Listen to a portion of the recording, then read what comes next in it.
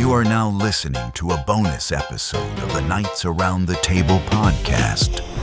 Welcome to the bonus episode of the Knights Around the Table podcast. This episode is a collection of our favorite stories from seasons 1 and 2, from laugh out loud moments to unforgettable memories. So sit back, relax, and enjoy Stories with the Boys.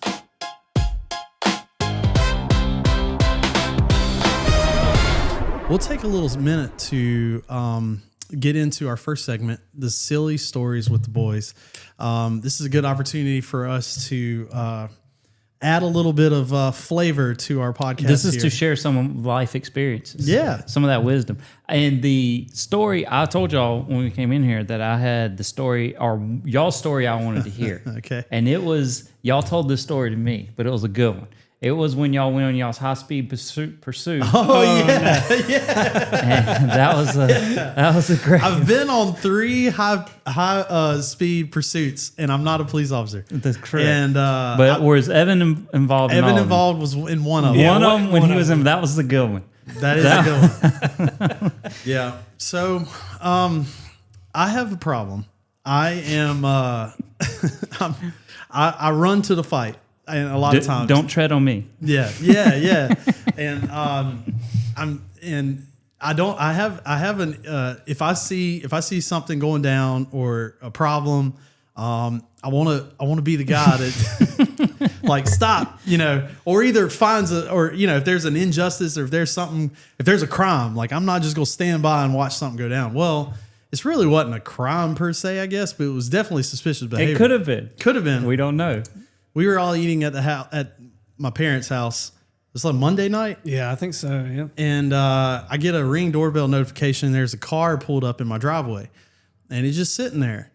And I'm sitting watching him on the camera. I'm like, what is this guy doing? He's just sitting there. So I'm like, well, I'm gonna go up there and like find out what's going on. If he needs something, or if he's looking for me. I didn't know who he was. So I got in my truck. And or the Durango, I can't remember which one it was. Anyway, It was the truck. It was, and Evan was like, "I'll go up there with you." You might need to inject at any time, Evan. I don't know what your side of the story is. Yeah, I'll get to it. Okay, and so I was like, "All right, that's cool." So I went up there, and it was like dark. Well, I didn't expect what was going to happen next. So I just volunteered without knowing. So, He got in the danger zone. Yeah. He couldn't get out. So I got in the truck. Me and Evan go up there to the house. And we pull up in the driveway, and of course, my truck's 4-wheel drive, and this little car that was sitting in the driveway, I pulled right up in front of the guy, so my headlights are like beaming him in the face. And of course, I mean, if I put myself in that guy's shoes, he probably was really freaked out by that. Obviously, whatever he was doing, he dropped it in reverse and like started to take off, and I was hot on his heels, boy. I was like, get the license plate, Evan. I was like, yeah, we took off, and he tried to lose us.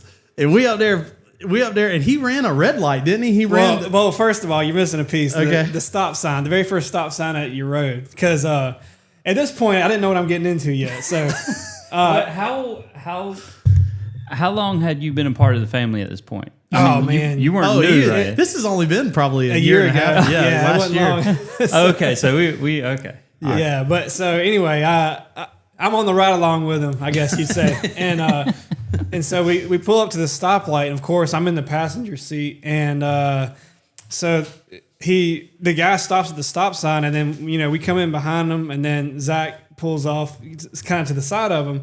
And he rolls his window down, so this guy's like on the right, And I'm thinking, I don't know what this guy's doing. This guy could have anything, a gun or whatever. And so I do my best, like I'm tough face, but also I'm like I'm forcing myself to the back of the seat as much as I can. So I'm like, what you doing, man? Because not gonna lie, if he pulled the gun, it would hit you first. You want to talk to him? So if he pulled the gun, I'd be like, sorry, Zach, But we I forgot about that. I did pull up beside him and roll my window down, and he was like this right here. He didn't look. No he didn't eye even look at contact. us. He was refusing. So after we looked at him tough, he's like, "Hey, what you doing? Like, what are you doing in our driveway?" type of thing. Oh, he ended up speeding off, and that's where he can pick up now. So and that was kind of it. He just sped off into the distance somewhere. I let him go. We got his license tag number, and I was like, if something comes amiss or whatever, I'll have a vehicle that we can look for or something. But yeah, I don't know what he was doing. He could have been like thinking he was at a friend's house or something, and he pulled up at the wrong house. I don't know, but there was a stalker in the neighborhood that I chased down, eliminated the threat. But yeah, you're not exactly Captain America. You're Captain Congaree. Hey, boy, and and then I got in a hit and run in Florida one time, chased him down, and he was trying to get away. He was trying to get away. He actually caused another accident in the process, and he was arrested. I just got my final.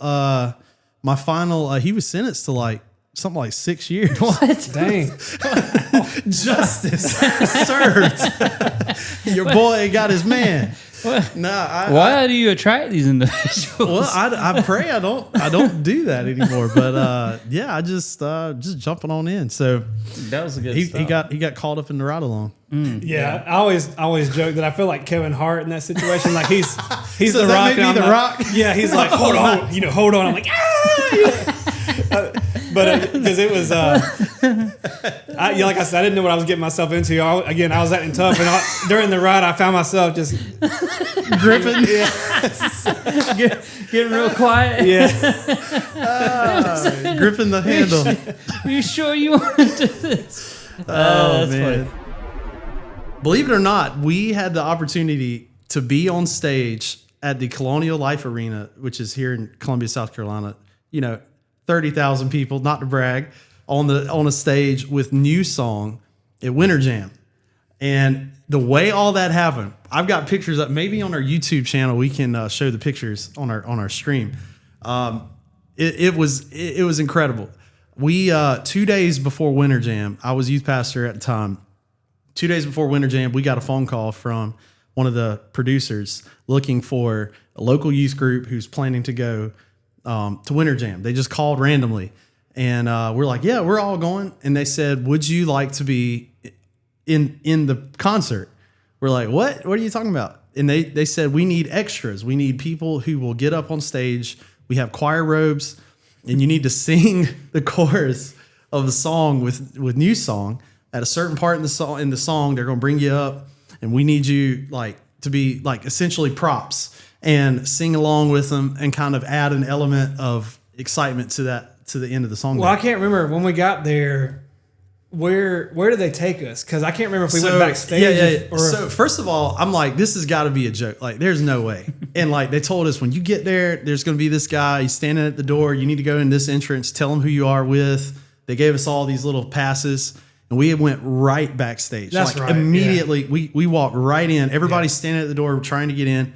They bring us right in, and so this is at the University of South Carolina. They bring us into the basketball, the visitor women's basketball locker room. That's where we were in. The visiting team. In the arena or the Coliseum? Yes, in the arena. The new one.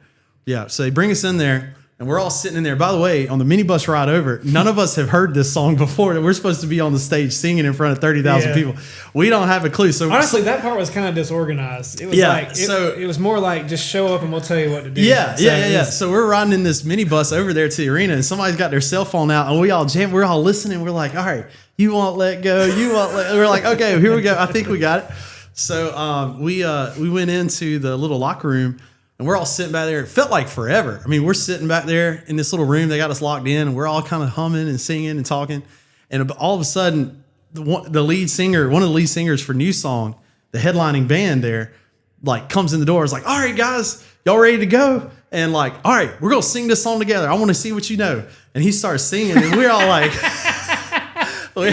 We try. Wait, hey boy, we're closing our eyes. We're getting into it. He provided critique though. Hey, he did. He's like, no. He's like, what church y'all from? We're like Ebenezer Pentecostal Holiness. He's like, y'all Pentecostal and y'all sitting there like that. He's like, I need to see movement. So we all sitting there and start moving. And he's like, all right, y'all need to start clapping. And he's like, oh no, y'all don't need to clap like white youth group. Y'all need to clap like you got some rhythm here. Yeah, and I remember like, specifically, he stopped for a second. He was like, listen. He's like, we're giving you our set for 30 seconds. He sure did. He was like, y'all need to be serious with this thing. And so, he was. Which, in our defense, we weren't cutting up. We weren't making. But We didn't know what we were doing.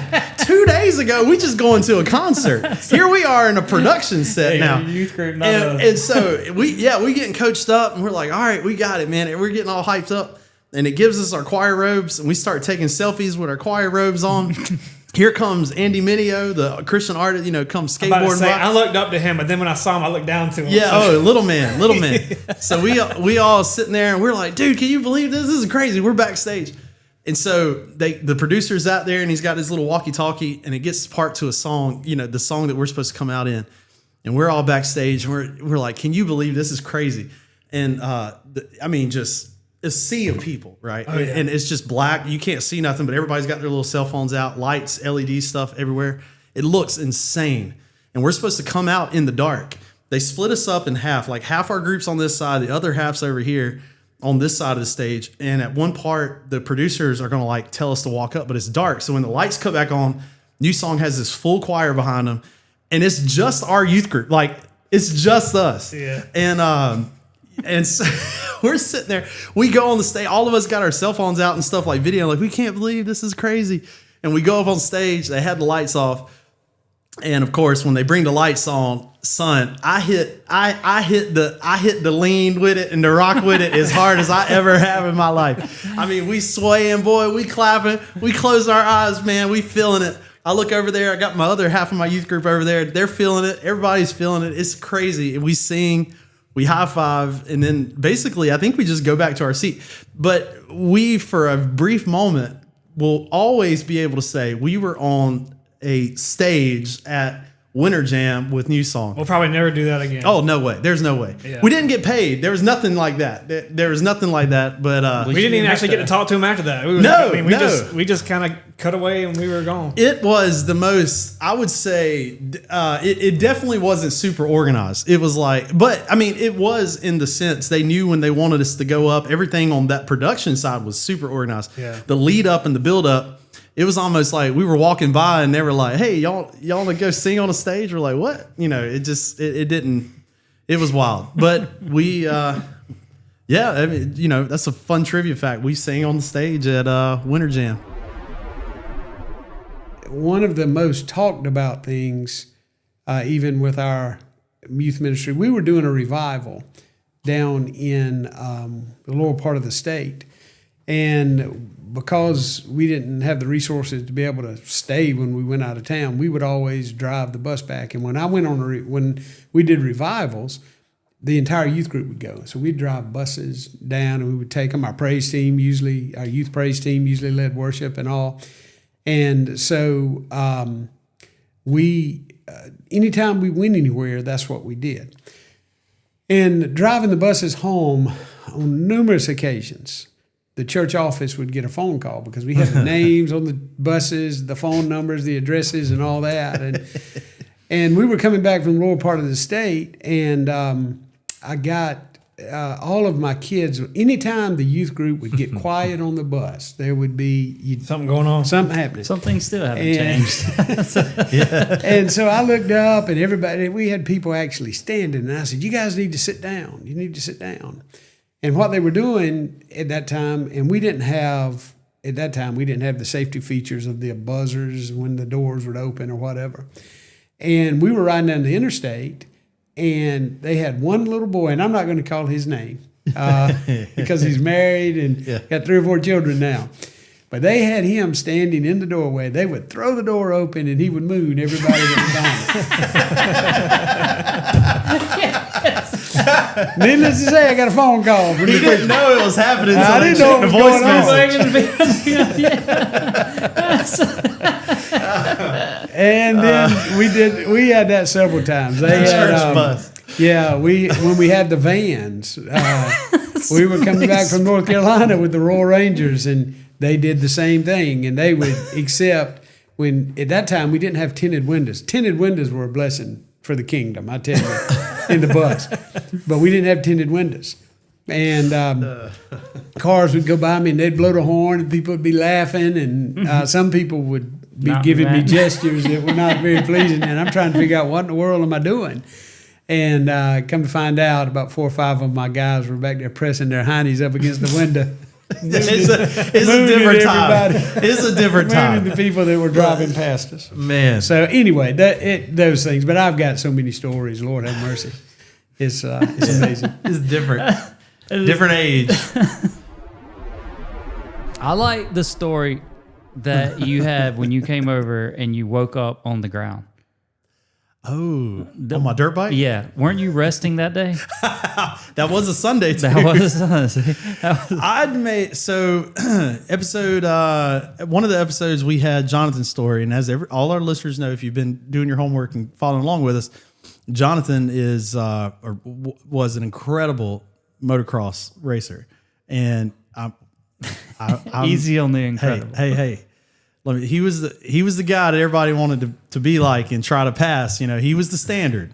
So if you could beat Jonathan, you're doing it In South Congaree. And well, in our little tribe, in our little circle, Our tribe, I was head honcho. So I was part of that tribe. I had dirt bikes. I grew up on them, but I had one big problem. I didn't have talent, but I had gumption, son. He had heart. I had heart, and nothing scared me in the sense I wasn't afraid to push.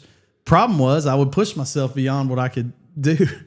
And we went through this little phase. We all had these big bikes, and then we sold them, and then all of us became dads, and all of us got married, and then we all somebody bought a little dirt bike, a little pit bike. So then everybody bought these little dirt bikes. Well, then everybody started putting bigger engines in these things, because you can't get outdone. And so we all riding these little things that will run as fast as big bikes. Jonathan had this track out there at his house, and it was on a Sunday. And I would always, we always know on Sundays after lunch, about 2-3, you could go get your bike, and there'd be about 15 people sitting out there on the track riding, and you just hang out, have fun, ride. Well, on this particular Sunday, I loaded up. Kristen, we just had Mason. So the baby, Mason and Kristen were in there taking a nap. Makes it so and worse. I was like, I think I'm gonna go down to the track and ride with the boys. And she's like, okay, well, we're just gonna lay here. She's like, don't hurt yourself. And I was like, I won't, ain't no problem. Well, I get out there and nobody's out there. Which is very odd. It's very odd. Very odd. It's very unusual. And I'm like, well, I done got all my stuff on. Like, I done loaded myself up. I'm gonna get out there and I'm gonna let it rip.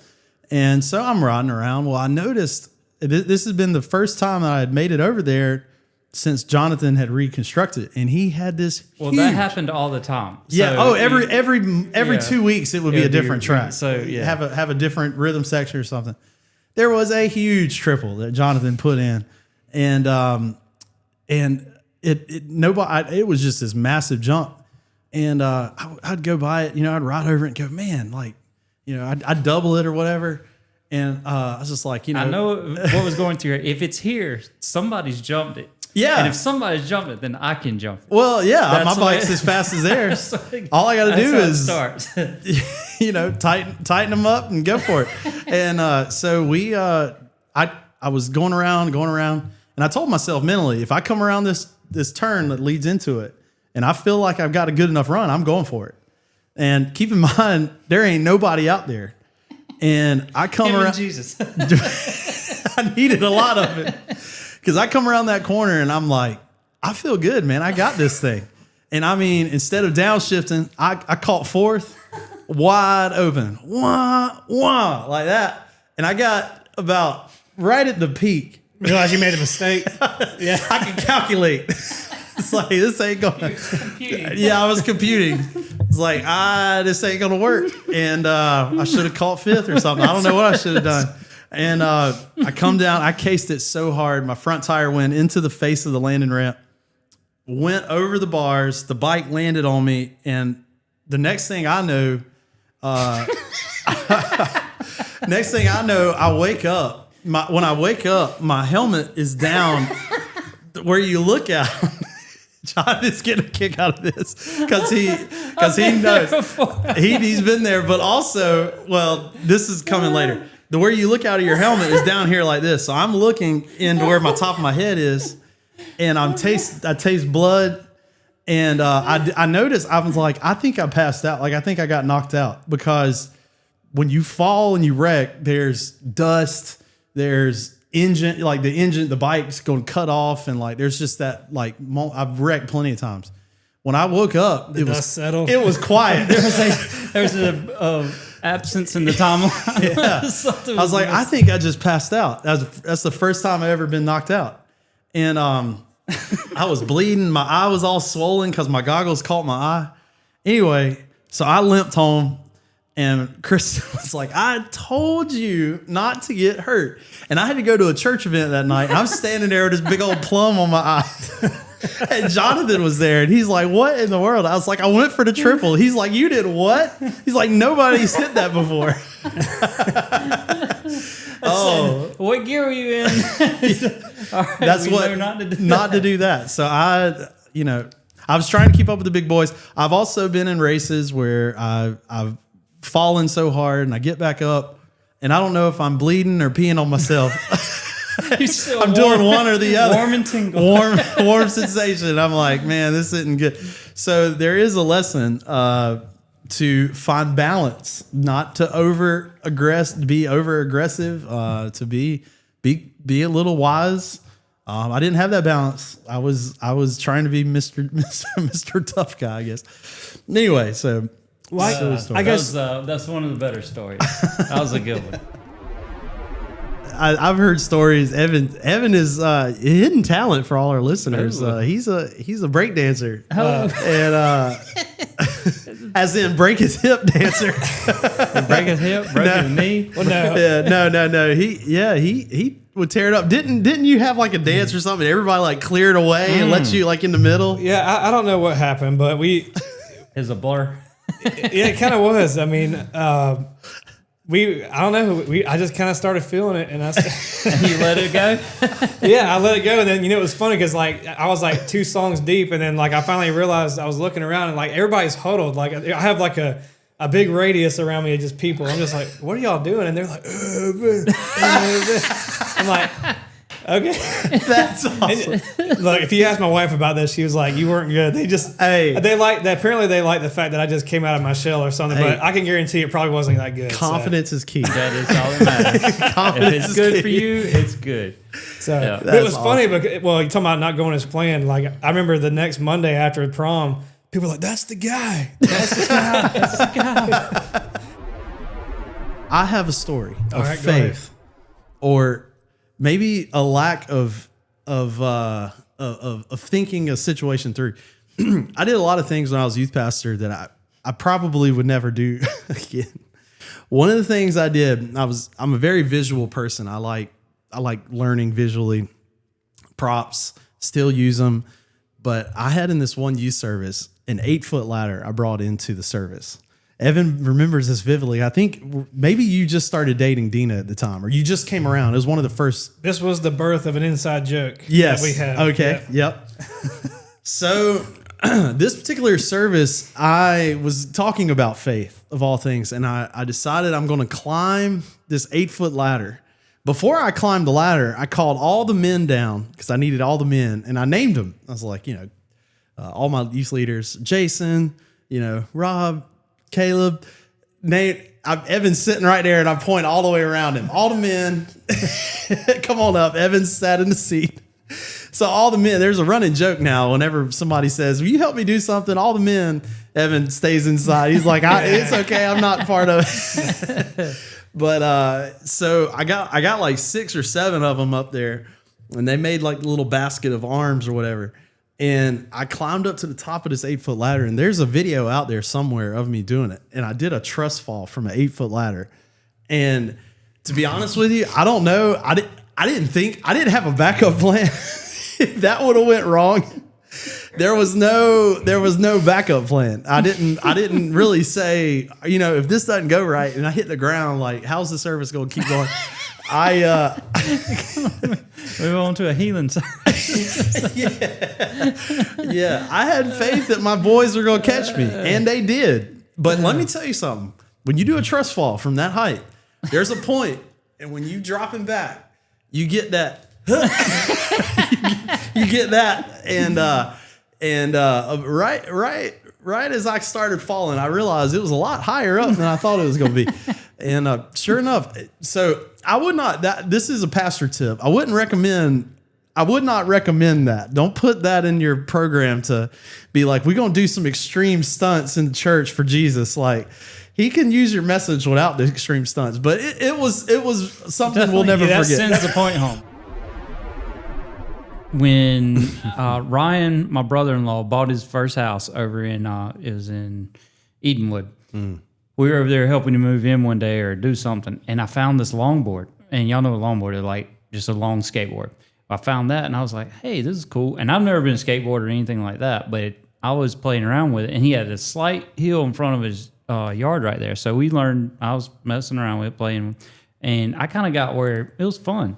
And he said, "Yeah, when we were in school, we would, or I think he was in college or whatever. He said they'd all go down to USC and longboard." And I was like, "Man, I want to do that." So he's like, "Well, I got another one. You can take it and we'll go down there." So started doing that. And I was dating Keeler at the time, and she despised me going to the university in front of all those girls who would be walking around and everything. So she wouldn't let me go without her. She said, "If you're going, I'm going." And she had one of those scooters that was a Razor.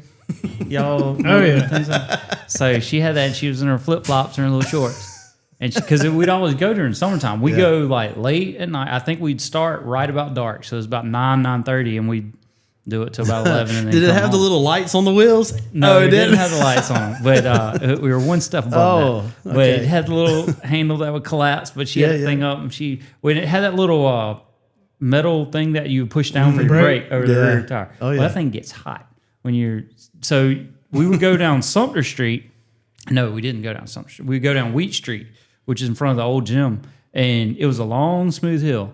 And my philosophy was I never got going faster than I could run. So you would turn back and forth and go back. So I would keep my speed to the peak of my running ability. Well, she can't run as fast as I can. But we were going down the hill, and she would be right there with a scooter right behind me or beside me everywhere I go, because she's keeping a sharp eye on me. And then so we're going down that hill down Wheat, and I like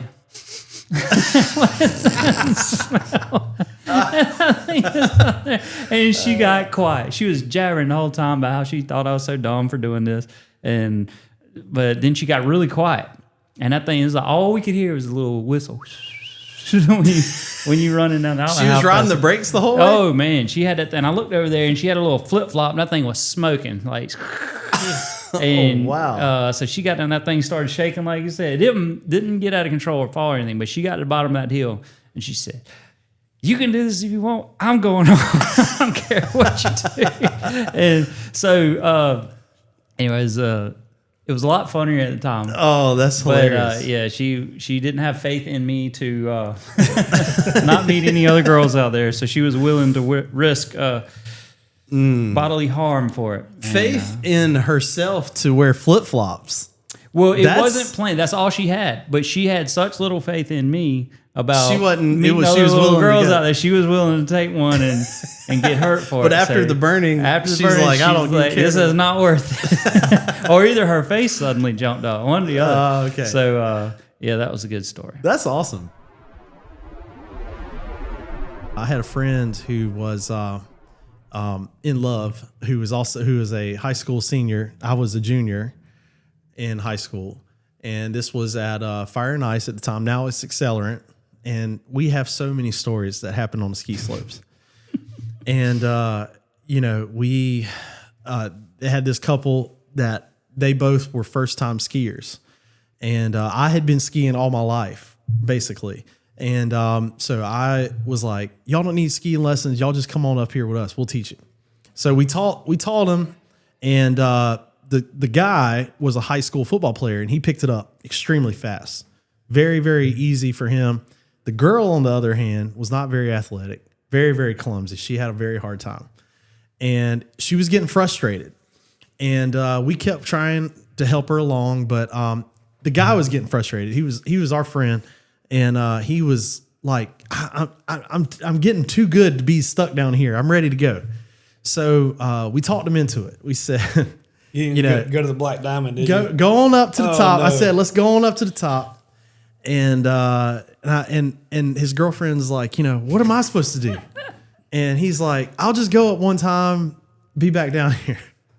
And so he starts, we get on a chairlift and we go up to the top. She's sitting there falling and struggling. And we have a couple kids down there with her. And I think a couple leaders are down there, but we take her boyfriend, we go up to the top.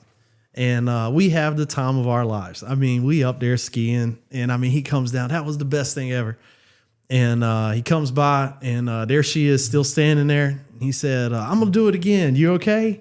You can see the look on her face. It's probably a bad idea, but we headed back up to the top. So here we go back up to the top. We do that.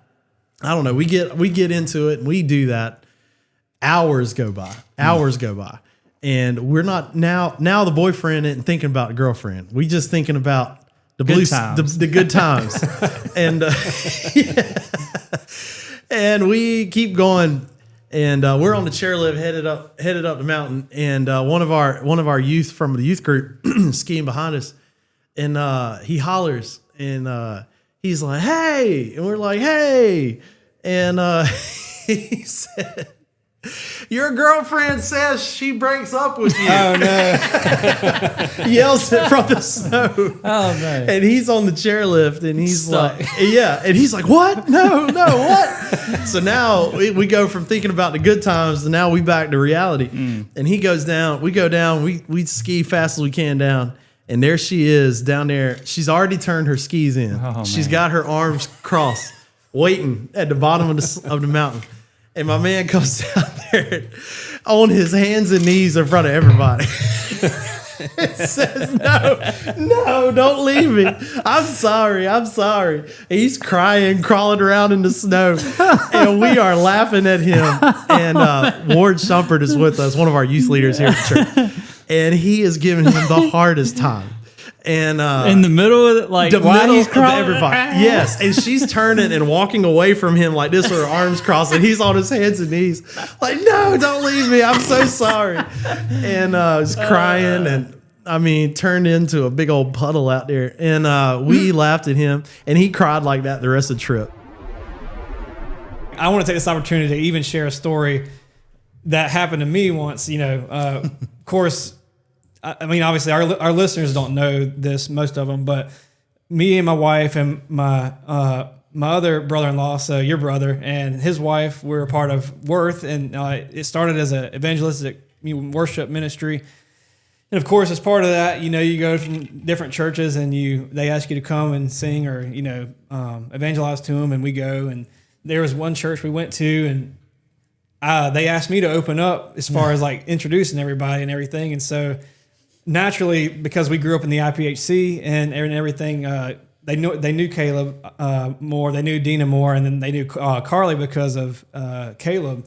And so, there's familiarity there. But when it comes to me, not a lot of people know me as much because I didn't grow up in the IPHC. I'm kind of a new face, and I don't have hair and stuff like I used to when Dina and I first got together. And so, anyway, I was introducing, and at the end of it, I said, and if you have a hard time remembering me, just remember I'm the one that is the worst singer out of everybody. Because obviously, Caleb and Carly and Dina all sing wonderful, and I'm like, I just make it. So, if you just have a hard time remembering, I'm the worst singer out of the group. And so anyway, we do our whole thing. We get done, and so we're wrapping up. We're like, cleaning up and taking down and stuff to go load in the van. And guy comes up to me and he's. I'm sorry. The guy comes up to me and he says, "Man, that was powerful worship y'all did, brother. We enjoyed it, this stuff." And he said, "But you wasn't lying. You had the worst." And I was like, "Thank you. I appreciate you saying that." I don't ever lie in church. Yeah, exactly. Well, I have a good one. It's a long one. Okay. But we got a minute. I'll tell it. All right. It's the time I went to jail, and we all talking about stuff we've learned and that we would never do again, or what we would do differently. So, I've always enjoyed motorcycles, loved them. Matter of fact, I'm still part of the Driven Warriors here in church, which is a motorcycle group. Well, back when before I met my wife, she had nothing to do with this. And I think it was the year I met my wife, but it was early in the year, it was summer.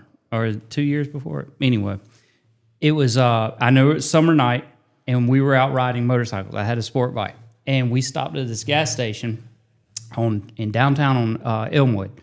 And I think there's only 2 gas stations there, but I forget which one it was. We stopped at it, and there's other group of guys there. And I probably had 7 or 8 of my buddies with me. We were riding. And ironically, I had like different friend groups because I could hang out with anybody. And none of these guys knew anybody else in any of my other friends group. I mean, they didn't know anybody except for one guy knew one other person who knew Kevin, my brother-in-law. That's the only connection anybody had. That'll come to play later in the story. So we were out, meet this other group at the end. We didn't know any of them. And somehow, you know, guys and all their testosterone, they're getting there, oh, I'm better at doing this. And we were talking about doing wheelies. And they were saying how they were really good at wheelies. And I wasn't a professional, but I could do a mean wheelie. And somehow we got to talking about who could do the longest, and I told him I could go for like 3 miles. And I knew I could do this. I'd done it many times. So they were like, you can't do that. So they went back and forth. So we were going to go out and prove it. And it was going to start at the river on 126 going toward Harbison. Right. As soon as I hit the first little joint on the bridge, I started doing my wheelie. And this is like, I think it was at 8:30, 9 o'clock. It was dark, so it had to be after 9. Right. And I'm cruising down there in this perfect wheelie stance. That was beautiful. And I happened to look over as I crossed the bridge, and I looked over to my right, and all my buddies were, because it was a 3-lane bridge right there, or a 3-lane road, and none of them would look at me. And they kept going slower and slower, which this is odd. No, this is never happened. Normally they're like looking at you, seeing like what you're doing. Yeah. Oh yeah, give me thumbs up. And I was like, huh. And then go a little bit further, and right before I get to Greystone Boulevard, the cloud cover that night was really low, and it's kind of like really humid. I remember that, and I thought it was heat lightning. You know how the sky lights up, so it was like heat lightning. And I was like, man, that's pretty. And I'm still wheeling. I was like, that's kind of pretty. And then I was going again, and then all of a sudden it gets like really, and I was like, what is that? And then the ground around me starts lighting up. I was like, what is this? So I'm mid wheelie, and I turn around and look back, and I kid you not, he had to be 10 feet from me. I could have reached back and touched the hood of his car. And I was like, oh no. No. The cold chill, the sense of reality set in. Like, this is not good. And that was going under Greystone is where that happened. So that was, I don't know how far it was. It wasn't our 3 mile. Yeah. So I pull over to the edge of Where were your friends at? They were... none of them would look at me. Were they all still they with knew. you? Yeah, they were riding right beside me because I never got over 55 miles an hour. Right. So, and the speed limit through there, I think, is 65. Right. So they act like they didn't know me, and they. So when you pulled over, they just kept. Oh yeah, they just kept going, and then they did pull over. So if you stop right on the other side of Greystone, right there, there's that big retaining wall. Yep. And that frontage road. So they stopped up there and started like watching. Watching and talking, asking could they come pick up my motorcycle for me. Because first thing that happens is the officer comes up to me, and I stopped. I was like, man, and you felt about this big, and the lowest of low, the most humble of humble, because you know you have no control, no say so. Right. You are at the mercy of this guy. And what can you say? I mean, no, there's no excuse. Right. There's no reason. Right. I was just like, So at this point, I decided I'm just going to accept what's coming because there's no point in jumping them down, pitching fit, causing a scene. That's going to make it worse. I was like, whatever. I did this. I'm going to accept it. And so while I'm sitting there, he comes up to me and goes, what makes you think you can do this on my roads? And then I was like, and he goes, you're going to jail. Put me in handcuffs. Oh. And the clicking of the handcuffs around your wrist is the worst thing. Don't ever do it. Man, whatever. It's terrible. So then I'm sitting in his car, and then he's one of those heat cars. He's got heat painted all over it. So he wasn't a transport officer. He had to call another officer over there to transport me to Alvin S. Glenn. This is a female officer, and she was. I found out on the way to, because it's a good 30-minute ride out there, I guess. Plus, you had to sit there, and they had to do all their transfer. So I was sitting there a long time with her, and she was from Staten Island, one of the places up there in Long Island, somewhere in New York, and she just moved down here. She was like, I don't know, she was young, and so or this is way before I met my wife, but I ended up getting her number on the way to the jail. What? Yeah. So I was telling her, I was talking with her. She's like, you're probably, used to all this. I actually, no. I said, I've never had a parking ticket or anything. I said, I try to be good. And she was like, so then, because she thought I was this hardened criminal at this point, and then she like completely changed. And I was like, yeah, have you been here long? Would you like to go out sometime? I'll take you and show you Columbia. But I was so mad at her because she took me to jail that I didn't even like call her or anything. So anyway, that didn't work out. But then we go into they had to give you your little pajamas. That was another miserable thing. The pajamas. Yeah. Oh, it was terrible. So then we go to before the bond hearing. We get there and they book you, take your picture. And you try to pose real. They never tell you when. That's why nobody has a good mugshot. They don't say like, all right, 1, 2, 3. They just like stand up there, and you're like, all right, look at the camera, and you're in the middle of like looking like this when they. All right, go sit over there. You're like, I wasn't ready. Go sit over there. So then I think they do that on purpose. Yeah, and then sure. So once they booked me, there was 2 lines. This line had 11 people in it, and then they said, go start a new line over there. And the line with 11 people was going to bond hearing that night, so they got out that night. I was the first one in the next line that had to be stayed overnight, and my bond hearing would have been at 9 o'clock the next morning. This is where the ultimate humiliation comes in. So we go into bond hearing the next morning, go before the judge, and I'm sitting there in the back, waiting on my turn. You have to go stand in this little square, and the judge asks if anyone has a character witness, like so you could call someone. When I got booked, I wasn't going to tell Jesus. I was going to, this is going to be my secret. Yeah, we wouldn't tell nobody. It Jesus was never knew, coming. Yeah, he knew, so I didn't have to tell anybody. I wasn't going to bring it up. And and back to my story, no one knew. No one knew in my group how to get in touch with anyone that was with me or that knew me. Right. No family, So it no was your friends, nothing. secret. It was my secret. I was about to say, would it have been normal for you to not come home or something? Or I was going to take care of that when I got home. Okay. When I got out, my plan was to walk back to, because my phone, I forget why it wouldn't work, but it was going to be a Friday when I got out. So I was going to walk home or walk to my motorcycle wheels in the impound, get it, and then go home. I was not calling anyone. I'd already made that decision. So I'm watching all these people before me, do you have a character witness? So when you make your phone call, you can tell somebody, they'll come down and say, oh, he's really good. He's got 3 kids. He's a good father or whatever, good son. Try to make the judge be a little more lenient on you. So again, I'm thinking, I ain't got to worry about somebody coming. So I'm standing there in the middle of my square, and they said, Mr. Jones, does he have a character witness standing on his behalf? And the bailiff says, yes, his mother. And I said, oh, no. I said, how did you find out? How did this happen? So I'm standing there. He's reading me all my charges against me, and then says, all right, well, you haven't had any charges. You get a whatever they call them, a bond. And you basically didn't have to pay because it's your first time. So I get to go back to... Or before he asked me, was I guilty or not guilty? I said, I'm guilty. And then he says, does your mother have anything to say? And she said, mercy. I'm sorry about this time. Just dropped it down and down. She was so you've never seen your mother so disappointed in you in your life. And it was man.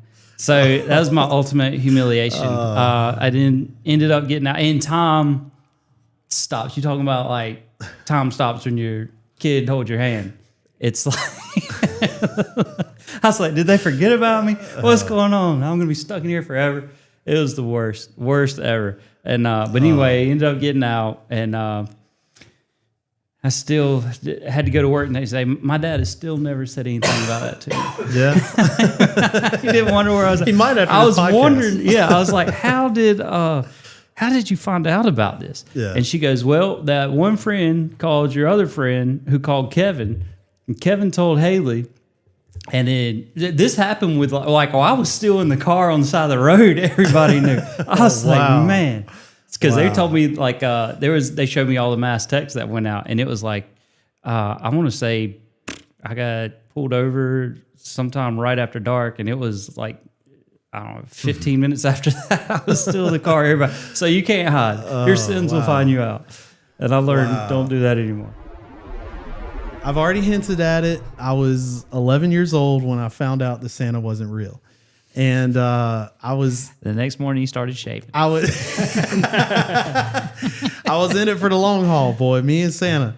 And so the way it all happened, as a kid, one of the traditions we had was we would load up and we would go on Christmas Eve every night to my great-grandparents' house.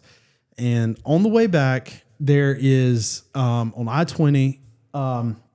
there were 3 towers that were stuck out on the side of the interstate, tall telephone towers or whatever. 2 of the 3 towers would have blinking lights on top, and the other one was a solid light. And every year my dad would tell us, that's Rudolph. There's Rudolph over there. The solid one, not the blinking. Don't look at those. It's the solid. And I believed it. And I remember staring out the window, just staring at in wonder, oh, there he is. And a little bit of wisdom. He just so happened to be in the same spot every single year. I'd catch him on I-20 every time on Christmas Eve. Same time, same place. And I would just be staring oh man, I can't believe it. It was like I was seeing a celebrity, just out the window, just you're just fixated on it. And Dad and Mom were like, you got to go to sleep. He's on his way. So I'd be like, all right, quick. And I'd go to sleep. Well, I most of my life, because I'm the oldest child in my family. So that let me ask another question. Go ahead. Real quick. So did you ever not think about when you came for the July 4th reunion that you saw Rudolph in July? That's a good question. That's right. That's a good question. I never put all that together. What about? So you were 11 and still thinking this is Rudolph? Well, sometime around there. I maybe let's say not 10, quite. 9. I wasn't. Maybe not quite. Yeah, I was. Oh yeah, I He was on still there. Rudolph, dude. Every year. Again, all right. Maybe you call me crazy, but I love my parents and believe what if they tell me that don't touch that, the stove's hot, I'm not going to touch it. Yeah. If they tell me, so I'm programmed to believe my parents because they wouldn't lie to me. Sure. So there again, I'm believing all this stuff. There was a commercial that came on one year. It was Kraft Cheese made a commercial on the power of cheese, and so this one year, in this commercial, you have one little boy putting out cookies and milk for Santa, and he gets all the little toys, and then the other kid puts out bars of blocks of cheddar cheese and stuff. And he wakes up and comes in. He's got a Corvette in his den and a motorcycle and a live horse and all this stuff. And it's the power of cheese. So our tradition was we started leaving big blocks of cheese for Santa. Nice. So we're going big. We're going big. Well, little did I know my dad loved cheese and we were feeding him and it was awesome. But anyway, so we started leaving that. And so there was never a year. I mean, I can't think of a year that there was something on my wish list that somehow my parents come through on, and it wouldn't be new necessarily. It would be sometimes old and sometimes they find it at a flea market, but it would be exactly what we wanted. They tried their very best. And I tried to test this theory one year, and I specifically did not tell my parents what I wanted, but I told the Santa Claus at the mall what I wanted. Only him. And so I You were 8, 9, 10 years old listen, going this to is story time. This isn't judge your neighbor time. So I told the Santa I was old enough to run a hypothesis on You this. drove yourself to the mall. No, this was on his day off from senior year. When I skipped school. No. I sat on Santa's lap and I whispered in his ear. I said, all right, listen, I haven't told nobody, but this is what I'm going to tell you. And I told him what I wanted. I can't remember what it was. And I got it. What? I got it that's at crazy. Christmas. Yeah, it was the crazy. I specifically did not tell anybody. Oh, that's another 3 years of belief right there. We got- Right. So I was bought. I was Yeah, sold. hook, line, sinker right there. I was sold. I And know. it wasn't just any Santa Claus. It was the Santa Claus at the mall that I knew was the real Santa because of this. So then, like, I'm completely sold. And there was one day I come to church on Wednesday night, and my two best friends, we were on the playground at the youth center before they did all that clearing and stuff, the old dangerous playground. We were walking out there and we were talking about Santa Claus somehow. And they're like, Santa Claus is not real. And I was like, I'm telling you, he is.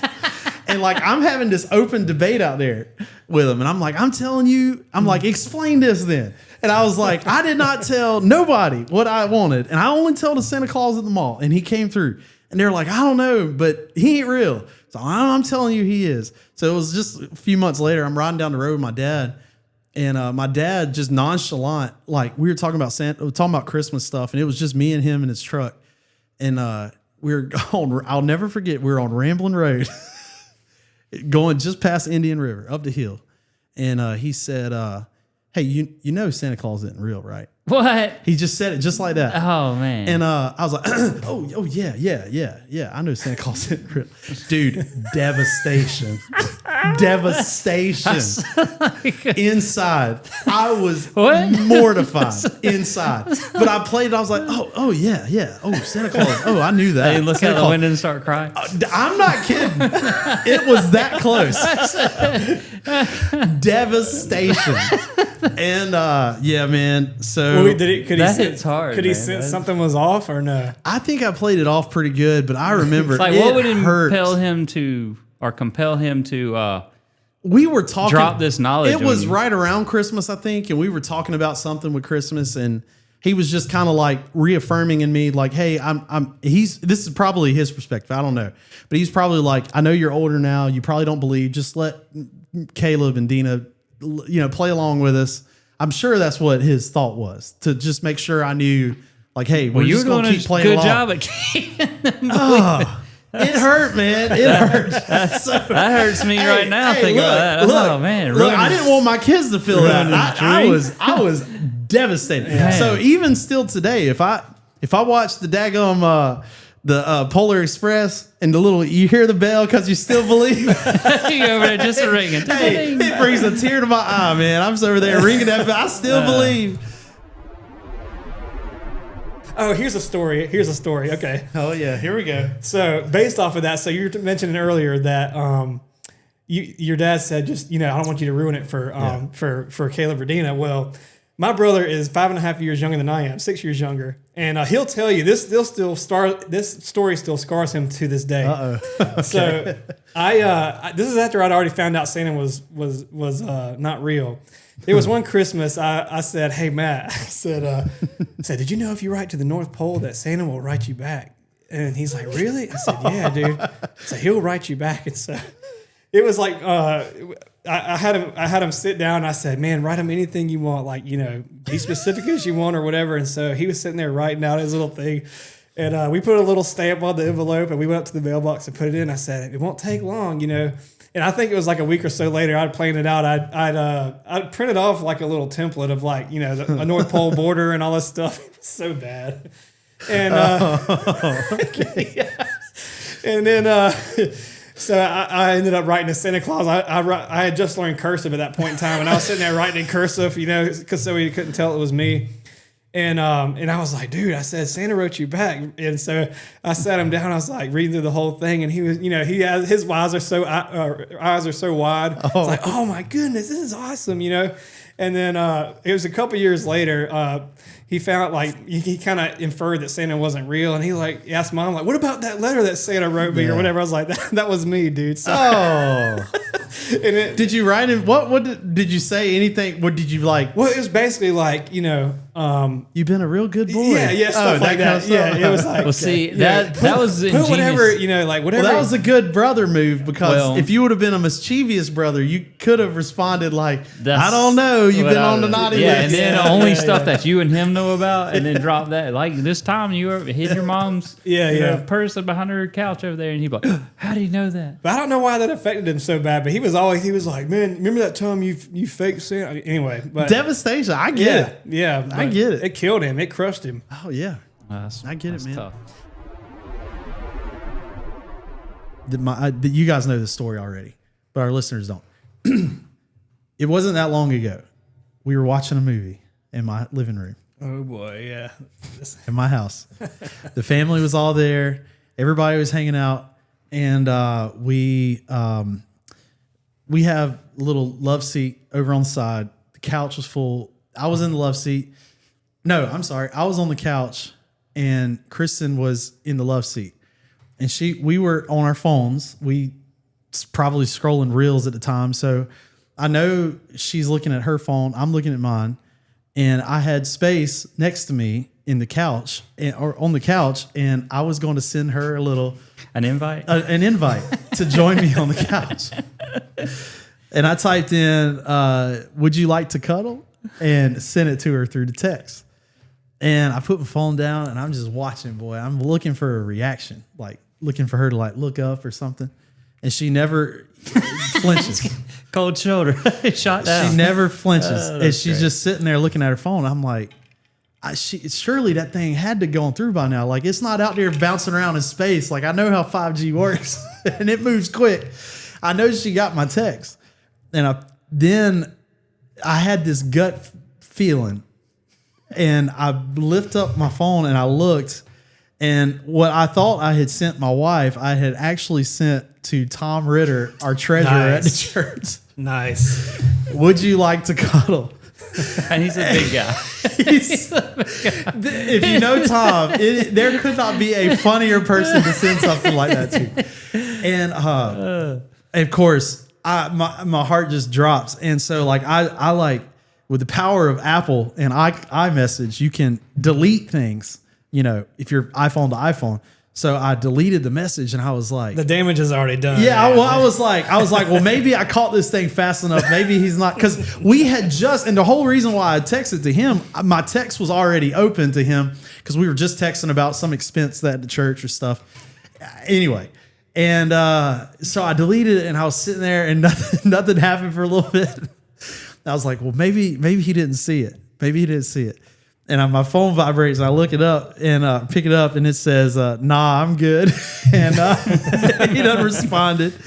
And then, of course, I have to go in. And I type in, this was supposed to be to Chris and my wife. Like, this isn't to you. This is what was happening. I found, and That just made it worse. When you man, started like, and so anyway, yeah. And he laughed about it, and it was all good. But man, like, technology, man, it'll trip you up. We were in we went to Nova Scotia on a motorcycle trip one time. It was probably, I think it was 5 or 6 of us, and it was 5 of us. And anyway, we were coming back across from Nova Scotia up to the top of Maine. And when you leave the province of Nova Scotia, I think you get into Quebec, or I forget what it is right there. But anyway, there was a fork in the road. And there's like a 4-lane interstate, I guess. It wasn't an interstate, but it was like a highway. And we came in kind of up the coast of Maine and took a ferry over to Nova Scotia, or you could have came across the top, go into that other state, and come down to the very top of Maine.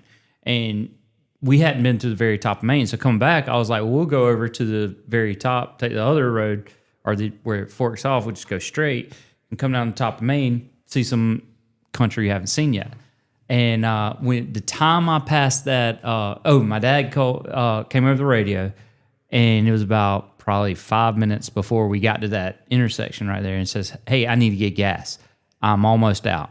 I said, "Okay, well, we'll get it at the next gas station." Past that, and all the, what would you say, civilization went that way. But I mean, it wasn't nothing but mooses. Because the time I passed that thing, my GPS, it just went blank. And I was like, So I tapped it and put gas station. It said, next gas station, 400 something kilometers. Oh. I said, oh no. Oh no. And at this point, like, my dad's motorcycle had the least range on it. And I think we went another 5 minutes past that. It couldn't have been that much further because I was already like, all right, this ain't gonna work. We gotta figure out where to turn around. And his bike runs out of gas. And I was like, oh no. And then I think Bobby Jeffcoat was with him. I think he stayed with him or he was really low in gas. I can't remember if he ran out or I forget who stayed with him. But anyway, it was me and Bubba and somebody else. It might have been Bobby that went with us. But anyway, we went to go find this gas station. And it was, I can't tell you how far it was. It was like, I think 15, 20 minutes away. As we were pulling up into this gas station, ka-kunk, ka-kunk. Oh, That wow. is how close we were. And I mean, it was nothing in this this area of Canada, at least for 400 kilometers. And that was very scary because when you're thinking, like, I'm going to have to, I don't know how you get out. Hitchhike through some woods. And That's crazy. I'm telling you, I feel like you can think of this could go on forever. I mean, you can think of so many times. At least I can. I mean, it's just inconvenient. Well, I found out all of us drive Honda Odyssey. I found out how far you can go with your gas light on. you got that? Yeah. From I haven't Myrtle tested Beach to the Buc-ee's in Florence. The like I'm not kidding. downtown Myrtle Beach. Downtown Myrtle Beach to the Buc-ee's in Florence. That is one thing I didn't do that intentionally. And I stretched it that far. That's a lot of gas stations you're passing. Dude, so Well, it depends on the way you go, though. Yeah. So how that happened was our van. I don't know how y'all's is. It dings one time when the light cuts on. It goes ding, and then after that, it's just a little icon down in the corner. So if you miss the ding, unless you're paying attention, you don't. The little icon down there, you might be in really grab your conversation. attention, Yeah, it doesn't yeah. grab your attention. So we left Myrtle Beach, and the light dinged, and as we were pulling out of the hotel, and I was like, I need to get gas. But all the gas stations where we were, this was like at spring break or something like that. So like everybody's down there. So I'm like, again, I'm horrible about this. I'm just gonna go a little further and get gas at one of those gas stations not crowded. Well, then my GPS takes me down a way where there ain't no gas stations. And so I'm just keeping on riding. I'm like, all right, the next gas station I pass and we'll pull in. And there's not one. There's just not. And it just keeps going. It keeps going. It keeps going. And so anyway, we get all the way out there, and the Buc-ee's in Florence. I'm just like, I wonder, of course. And then as I get closer to Buc-ee's, I'm like, I want to go to Buc-ee's. I wonder if I can make it to Buc-ee's. So I'm sitting there like having in my mind, all right, we're getting there. We're getting excited about But Buc-ee's. the closer we get, my car starts telling me like, you got 5 miles and you're done. And so Kristen's asleep, the kids are watching TV, and I'm up in the front seat close to the Lord in prayer. Rolling the dice. Yeah. Oh, I'm gambling hard and just banking on the fact that I can make it. And sure enough, I pull into Buc-ee's, and there is a red alarm that your dash lights up red when you're out of gas. Found that out pulling into Buc-ee's. And my whole dash turned bright red, and it flashed on all these lights and stuff, and pulled right up to the pump and never missed a beat. So, well, that's impressive. I'll have to remember that. don't try it though. Yeah, I don't want to chance that. Those memories, man. It's dangerous and it's crazy and as risky as all of it is. It is such cherished memory, at least for me. Oh yeah. Whenever we go to Fire and Ice or Accelerant now, for the longest time we stayed in a hotel called the Park Vista, and I think it's still there. The one at the top. Yeah, the top of the mountain. It's like a big trash can. It's open in the middle, and the balconies are all like it's a cylinder. Everything's open, so when you come, it's indoors. It's indoors, Yeah, right? It's indoors, yeah. but you're It's looking like the into lobby the goes to the ceiling. It's like 15 stories up, and your balcony looks into the hotel, and it opens up into the middle of it. Anyway, so one year we were all up there, and we had a room and a couple floors. And what was interesting is you could sit at the balcony and you could look and see. You could see into the rooms as people open up the doors in the hallways below you or the floors below you. because everything was just so open. And there was this one year we were all sitting up there on the balcony, and there was this is in January, so it's freezing outside, snow and ice on the ground. And one youth group and their youth pastor brought water guns, and we're having a water gun and water balloon fight on the like between the rooms, and they were running through the balcony and like bombing each other with water balloons. And we're sitting there watching them, and they have taped trash can lids to their arms using it as shields, and they're shooting at each other and throwing water balloons. It's making a huge mess. Well, we see the little security guard in the lobby. They have these little glass elevators. We see him. He finds out what's going on. He gets in his little elevator, and here he comes. And they're oblivious. They have no idea anybody's coming up there. So the little man gets off the elevator, and the youth pastor he goes running in his room, and he shuts the door. And the security guard comes to his door, knocks on his door, and the youth pastor opens up the door, that trash can lid and a water balloon. The security guard said, "How about come with me?" They went down and had a good meeting down there. But I mean, and then, you know, of course, every other youth group in there is doing other shenanigans, and that whole hotel has been taken over by teenagers. It was wild. Insane. One year I went to up there, and we had a hotel room. I was youth pastor at the time, and I got word that we were having an issue in one of the rooms, and I walked into the room, and my teenage boys, we were about 6 stories up, and they were jumping balconies from the outside. They were jumping from balcony to balcony, like going in each other's rooms. Oh man, that was one of my first youth pastor trips. Yes. I said negative. Yeah, we're gonna do like Barney Fife. We're gonna nip this in the bud right now. The permission slip didn't cover that. No, 6-story falls off balcony. No, and you know, everybody just it's.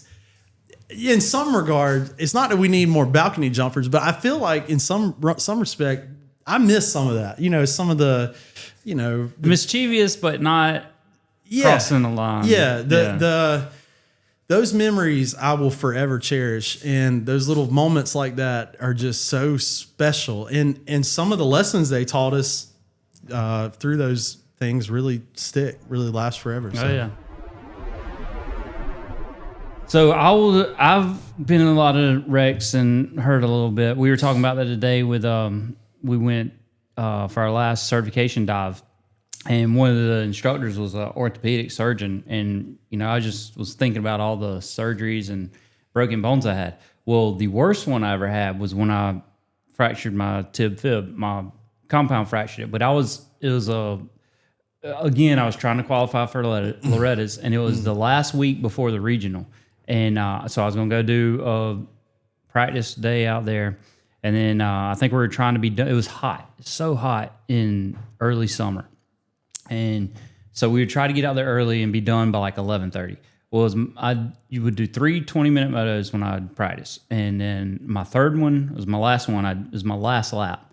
And come around, and I go through these rollers, and I was trying to skim on top of them. And they were pretty deep. They were like 3-4 foot deep, but they were like long rollers too. So you had to go into them really fast, and then I would try to wheelie into them so my front tire wouldn't hit the first one and pop you up. You would just stay up on top, and then you kind of get flat, skim them. Well, when I got in or came out of the corner, you click fourth, or I think you click fourth before you went into the corner. Anyway, it was a sweeper corner, so you could carry a lot of momentum. When I wheelied into them, I got wheel spin. So back tire kicks out a little bit. So about the second or third one in, I start swapping like this through them. Never fell, but my foot, and then, I mean, I wasn't staying straight. It was swapping pretty bad, but it wasn't so bad that I was like going to get kicked off or anything. But my foot came off the peg and hit the face of one of those rollers. And those rollers were like concrete. When it hit that, I felt a sharp, it wasn't a pain like a snap, it was like a burn, instant. Like, so my heel hit that face, instantly compound fractured tib fib. It comes out.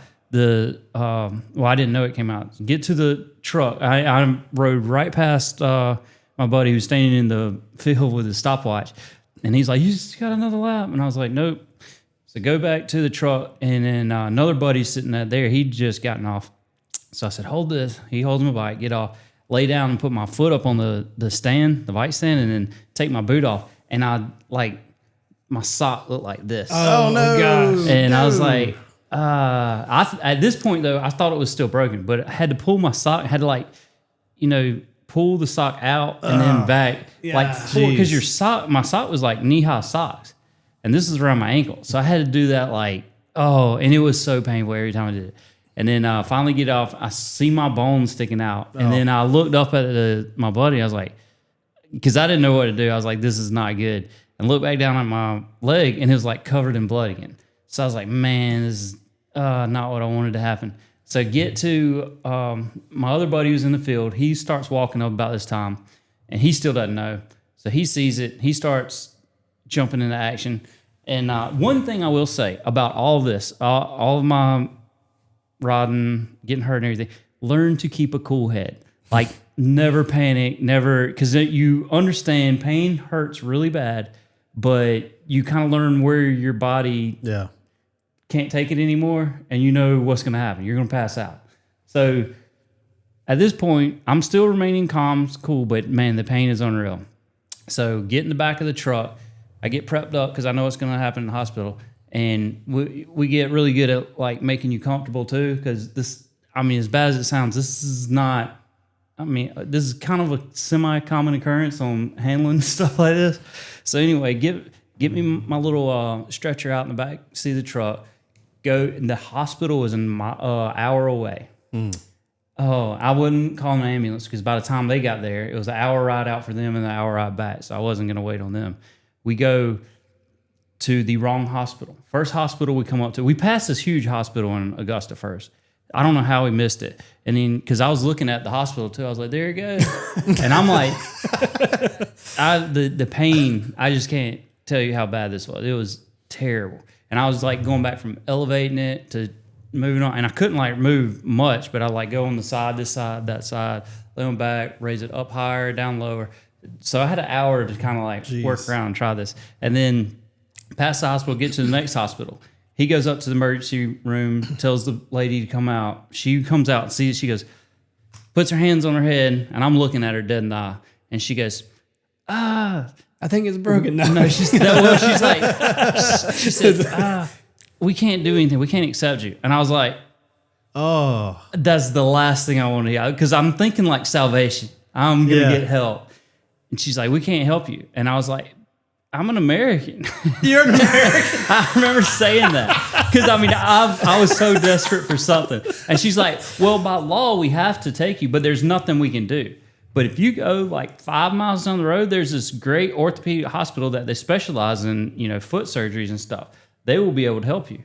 And I was like, you talking about that big one that we passed coming in here? And she's like, oh no. She's like, yeah. So go up to that one.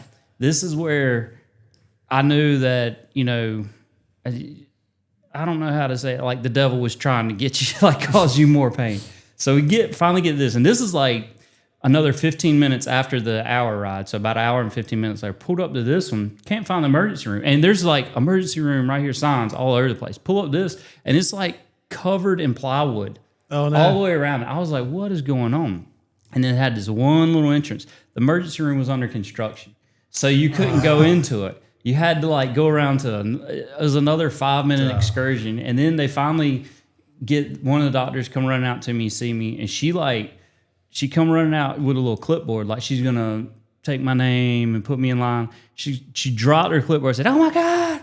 And then she runs out and grabs a wheelchair. They wheel me in there. Dude, I didn't even stop to sign my name. It was just straight to the back. And they took care of me after that. But the point of getting from the time it happened all the way to that was misery, sheer misery. Like I can't describe to you. That was the worst pain I've ever had. Well, at least it's not the one here, because if you were trying to get in the one here, you might still be waiting in the waiting room. Surprisingly, I'll share 2 more stories with that one. I went. You remember they had that last race down there? Yeah. And Keeler was pregnant. I almost said that because I didn't know if that was going to be a touchy subject with Keeler in the corner. Pregnant with our oldest girl, Ro. I understand. I raced in the pit bike race. You raced in the big one. No, I didn't have a big. Was that the first one that you did? You did one because you took a hard right when the track years ago. left. Yeah, this was the most recent one. I did the pit bike. Yeah. Well, And she was pregnant, Yeah. and I was racing. I took I went to Indonesia, flipped over, and my front tire locked up on the face of the jump. And when it did it, it just and from what I understand, she was like going to be going in labor like the next week. She or was so. no. And she told you She was in labor like 2 days later. yeah. And from what I understand, one of the strict instructions was Do not get hurt. do not get hurt. Yeah, I said, oh no, don't worry about it. I'm just kidding. So like I feel like I've heard that before. Yeah, when I woke up, she was standing over me and like 2 other people, and I just remember seeing her. I was like, this is not good. But I had broken my collarbone and punctured or collapsed my lung. One of those two. So when we get to the emergency room, Wow. and I've been to the emergency room multiple times, I've never had to sign a piece of paper. That's amazing. Or wait. I don't know if that's a good thing or a bad thing. It's not a good thing. Talks about how bad you are every time you go. So what I've found out, if you go to the emergency room, you either have to have something wrong with your lungs, your heart, or like severe bleeding. I forget what. I had a huge puncture, and they had like a tourniquet on my arm. And when I fell, the bike came over, and the handlebar, or not the handlebar, the brake pedal or gear shift, one of them, or it might have been the foot peg, stabbed me right there. Oh. And it was like deep gush. And so they put a tourniquet. So when I walked in again, I like had a trail of blood through the Wow. OR, anyway, you don't always have to wait in the OR or the emergency room if you do it right. I was going through the parking You lot. learned how to get past all the nonsense. I was pushing my little bike through the parking lot, and you were racing, and I was loading it up, and I heard something about somebody, the PA guy, come over and said that you know, Jonathan Jones is down or whatever. And Kristen was with me. She's like, "Is Jonathan down?" I was like, "Nah, that's another Jones." I was like, "That's somebody else." That's another I loaded my bike. I didn't even go back in. I loaded my bike up and went to the house. And sure enough, a couple days later, there's Keeler holding the baby, and Jonathan's standing there in his little sling holding the baby. We were sitting there at the, she was in labor, so we went to the hospital. They said, "No, ma'am, you're not ready yet." You wouldn't take her. She was like, I felt bad because you could tell she was in pain. It was not okay. So they sent her home. So we had to go back home. And at this time, my collarbone was broke. Like they've diagnosed it. It is like this. Oh. But they said, you don't need surgery. I said, okay. But no, it wasn't like this. It was broke, but it was like hanging or something like this. So the next morning we wake up and she's like, all right, now it's time. We're going. I said, okay. So I was sitting on the couch. I had our bags and everything right there. And I just remember waiting her. I think she was brushing her teeth. And I remember I was just sitting on the couch and I felt it. It went, my shoulder dropped like that. Oh. And I was like, oh no. And then This was before she this is on the way to the hospital. Yeah. Oh. So then when we get to the hospital, I can't say anything. Like I'm just like eating it. So I'm like, so if you look at me holding Roe for the first time, I got my arm in a sling like this. So then when she gives birth, we get to the room where they, you get out of the delivery room, they get you your first room. Then I leave there and I go into surgery. We both leave the hospital at the same time. I'm like drooling, like just coming off anesthesia and everything. I remember getting in the car, confessing my undying love to her mother, how much I appreciate her, and all, because she drove us home. And then I remember they had a Chick-fil-A and drool. And then Keeler was in the car, the seat right beside me. And then Ro was like in between us in her car seat or something. Oh, and, y'all had to get drove home? Oh, like, yeah. Both of y'all? Yeah, because I mean, I could hilarious. barely hold her. Like it was, oh man, I just remember going to the hospital, just sitting in the couch, waiting on her to come out of the bed. And I went, Kunk. I was, no. So it was a great great time. Great time. All these stories of good choices, bad choices, bad experiences, good experiences are all hopefully part of the sharpening process. Yeah, hopefully you can learn something, learn maybe what not to do. Yeah. Yeah, wow. My dad, I'm in a unique position because my dad was my youth pastor. It's kind of strange. He was my dad, and he's currently my boss. He's currently the pastor I serve under. So it's a different, unique dynamic. Awesome though, childhood, awesome experience. We got to see and do a lot of stuff through being, I guess, under his leader, as a child of a youth pastor. We got to do a lot of things that I guess most families wouldn't. And so I grew up skiing because of that, and there's one trip, Dad, he's harking back harkening back to the Royal Ranger days. Got to be the man. He's got to keep up with the kids. He's getting a little miles on his tires now, so he ain't got nearly the tread he used to. So, but he's still out there. He's skiing with us, and we brought that particular year. A good friend of mine who was a defensive lineman at high school football and ended up being a college athletic guy. It was his first year skiing. So we're like, Y'all didn't ruin his career, did you? No. But Dad was putting a lot of pressure on him. And again, Dad was a youth pastor, and he, oh, come on, man, you don't need to do bunny slope no more. You get, So we did the bunny slope like a couple times. Oh, you got it. Go to the top. And I'd tell him, you're not ready for the top. I'm just telling you, not ready. And of course, Dad, you're not a man if you don't go to the top. You're not a man. So, all right. Hey, So we all got on the big chairlift and we went to the top. And of course, it's a different world at the top. The Black Diamond. Huh? And well, I think we did the blue square. It might as well been a Black Diamond. Yeah. Oh, so yeah. It was. Well, see, the problem was not us. The problem was not this new skier. We took off down the mountain, and Dad the whole time he's poking it. If you if you don't do this, you don't have hair on your chest if you don't do what, just whatever. And we got to going down the mountain, and we all, pizza in it, and learning how to do it right. Well, Dad's behind us. We all go in front of him, and I'm skiing down, and all of a sudden I hear what sounds like a semi truck running into, a pallet of potatoes or something. I look back, and here comes Dad, like through the air, like Without a ski. Yeah, with no skis. He had run into somebody who was like a snowboarder who's like circling. Was this close to the end down there? No, this is at the top. This was right at the drop in. Yeah. And so it's pretty steep. So I look back and skis, glasses, toboggans, gloves go everywhere. He explodes. And we all kind of make our way up there, and he's grunting and stuff, and he finds his glasses, gets those on, and his skis. And we are up a mountain, and we give him his skis, gets everything together. Say, you gonna put them on? He's like, nah, I think I'm gonna walk down. Chaos.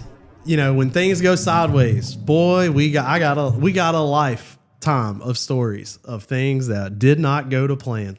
And I tell you what, you gotta be good at tucking and rolling. You gotta be good at adjusting. Be quicker than that. Yeah, that's right. You gotta be quick.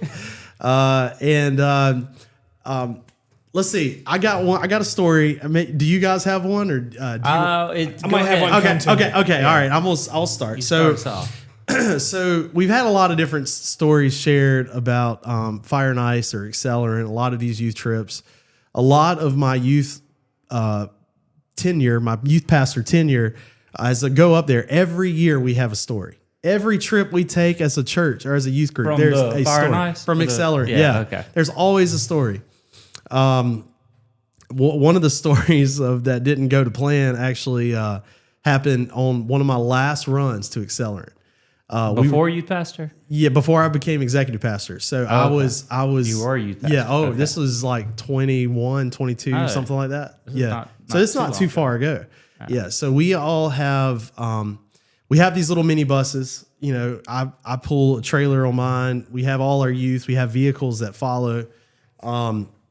We have to use our GPSs. We've been up there every year, but it seems like every year we come in a different way. Anyway, so I'm following my GPS out. We're leaving.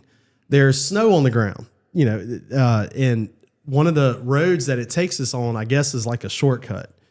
And we did not realize that what we were getting into, but it turns us down this little road, and we start off in the road. This is not a main road, so there's not a lot of cars on it.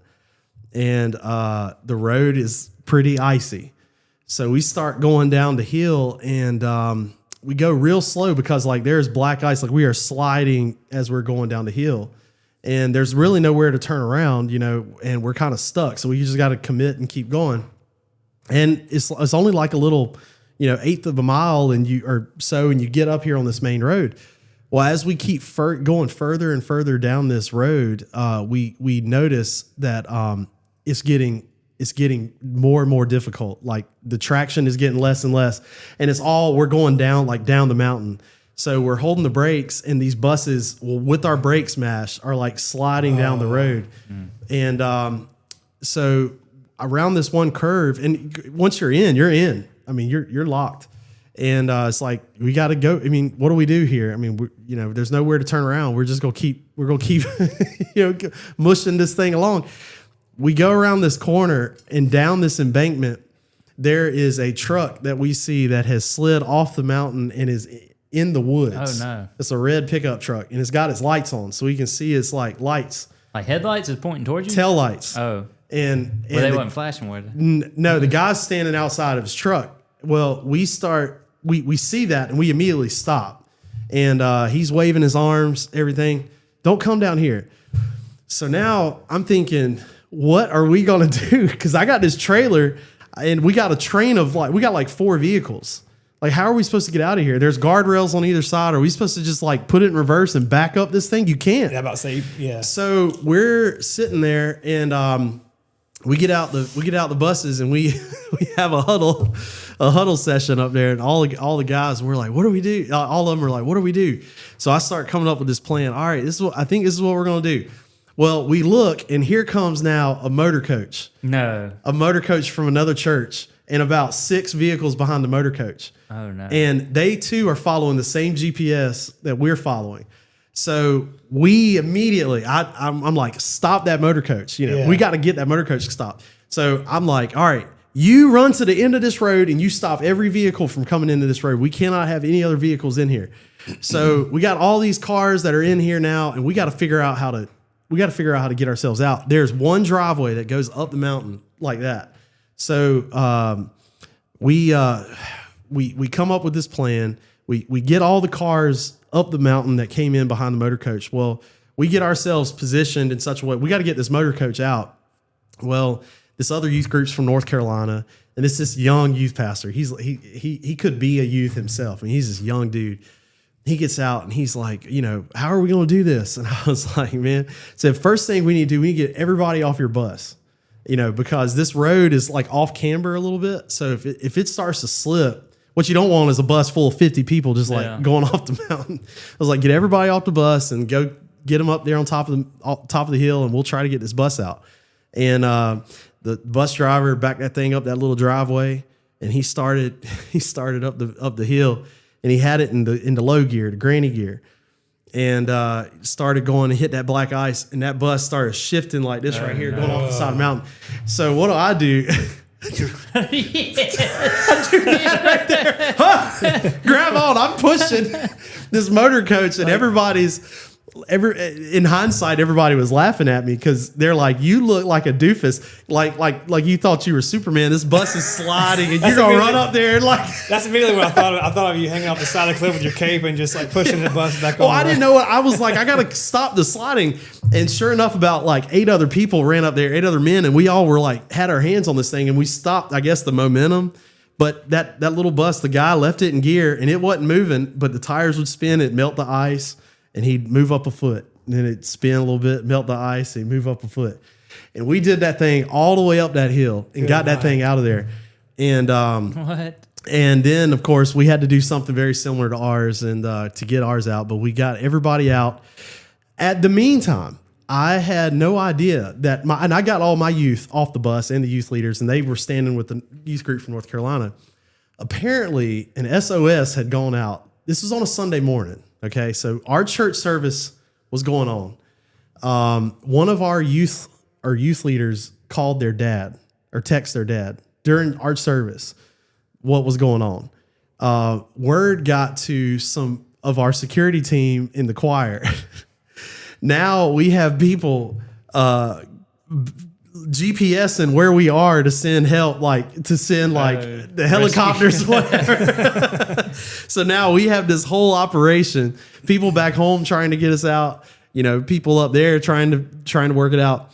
But I look back on that situation, and I didn't have a plan for that. I don't know. I didn't really know how to handle it. But that comes from Rangers, because you never have a plan for when it goes sideways. You just have to learn how to react. Hey, when that bus was moving, it was an instinct. I just jumped in the way. I don't know what I was doing. I guess, but it worked. I mean, we stopped it from sliding. It's 40,000-pound bus. I'm about to So I mean, it happens. But and we've had situations, man, where we follow GPSs. I had a better idea than the GPS one time to find a gas station, and we coming out of Accelerant just a few years before that, we passed a perfectly good gas station in Gatlinburg to try to find one closer to the interstate. And I needed gas terribly, and passed one, and we found a shortcut on the GPS. It took us down the road, and same thing, up the mountain roads. We lost our signal. We lost our GPS. The roads went from asphalt to gravel. Yeah. And here we are. Yeah. Ain't got a plan. Ain't got nothing. Hey, let me tell you, I was praying. I think on those church trips, when you get in a situation like that, some of our kids were back there crying. Some of them were singing, praying. Hey, we got close to God on the side of that mountain, boy. That was the highlight of our spiritual retreat. That was always the fun part, because it was always an adventure. Yeah, but at the time it can be scary, but I always enjoyed those parts. Well, you're just like, yes. What I had in my mind was, if we can make it up this mountain, I can, even if I run out of gas, I can coast down. Yeah. So, you always got to be thinking how to. Yeah, but then you get down to the bottom of that one, and then you start up another one. And of course, there goes the power lines. There goes any civilization. You go from asphalt to gravel. You're like, man, I'm moving further away from civilization, further away from gas stations. We did find this one little sign that was on the side of the road. It said general store, like quarter of a mile ahead. But it looked really suspicious because it was like a chalkboard sign. It was like hand drawn. The one pump gas station type of thing. Dude, it was worse than that. Because we pulled up to it, and we literally were on a dirt road now. And it looked something off of the Deliverance, son. It was horrible. They had an outhouse in the back, a wooden outhouse.